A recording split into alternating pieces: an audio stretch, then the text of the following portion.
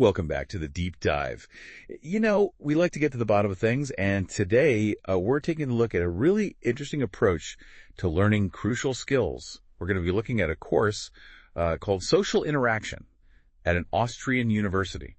Yeah, a really fascinating case study, actually. We're focusing on the University of Applied Sciences BFI Vienna and how they're using this course with their first-year students. I'm intrigued already, so tell me more about this course. Well, it's all about co-creative learning and cross-cultural engagement. The idea is to throw the students in the deep end right from the start. So no easing into things. Not exactly, no. They want to foster strong collaboration and practical experience, and that means getting hands-on from day one, especially for these students who are in the technical sales and marketing bachelor's program. I see, so this is all part of their curriculum. And how exactly does that play out in the course? Well, the course is designed to equip them with some crucial social skills, and a big part of that is experiential learning. Experiential learning. Exactly. It's this really cool idea that the best way to grasp social dynamics is to live them, to experience them firsthand. And how does the course facilitate that? Well, a core element is a charity project that the students have to undertake. So they have to do actual charity work as part of the course. That's pretty unique. It is. The students are divided into teams, and they have to conceive and run an actual charity project to raise funds.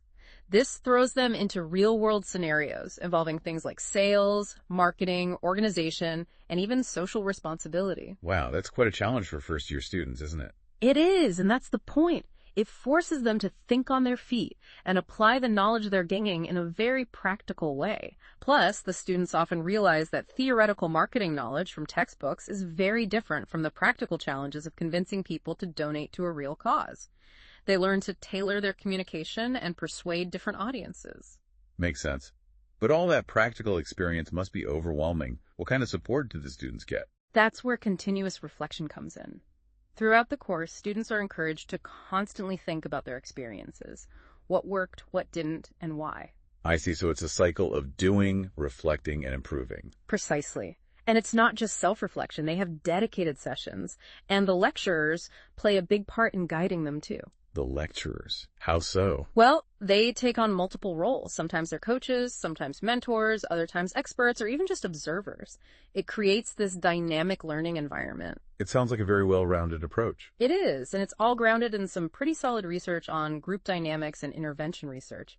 The idea is to get the students experiencing and then reflecting on those experiences, very often collaboratively as well. So it's all about theory informing practice, and then practice feeding back into the theoretical understanding. Yeah, and it goes beyond just the charity project. The course structure itself is designed to reinforce this. They have lectures, of course, but also specific sessions for the project and dedicated time for reflection. Can you give our listeners some concrete examples of what these learning experiences actually look like in the course? Sure.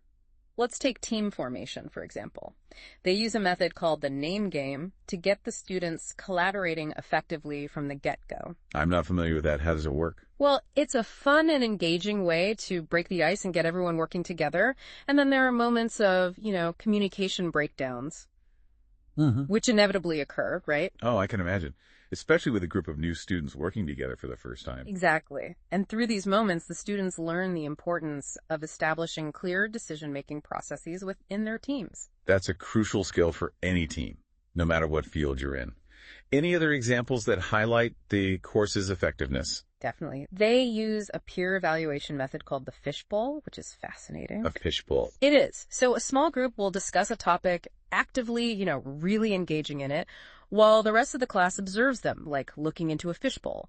And afterwards, the observers provide structured feedback on how the group interacted, making those hidden team dynamics and communication patterns visible. Wow, I can see how that would be really insightful for the students. It is. It reveals a lot about the dynamics of group work, effective communication, and how individual contributions can shape the overall team performance. So for our listeners who are always keen on learning new things, what's the key takeaway here? Well, this social interaction course is a great example of how to develop crucial practical skills. It goes beyond just theoretical knowledge, It helps students develop self-awareness through reflection and builds those all-important intercultural skills by putting them in diverse, collaborative situations. And I imagine managing a course like this, with multiple lecturers taking on different roles, must present its own set of challenges. It definitely does. Coordinating all those different perspectives can be tricky, but it's also incredibly valuable because it reflects the real world. The students are going to encounter all sorts of viewpoints in their professional lives. So it's a form of preparation for the complexity they'll face in their careers. Exactly. It forces them to adapt, to synthesize information from various sources, which is a vital skill these days because, let's face it, the workplace is unpredictable. Absolutely.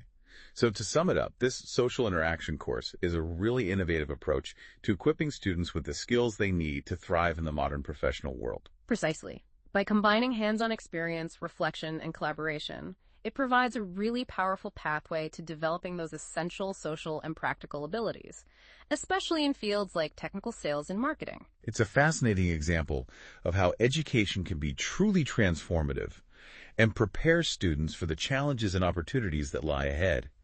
And it makes you think, how could we incorporate some of these principles, like experiential learning and collaborative projects, into other fields?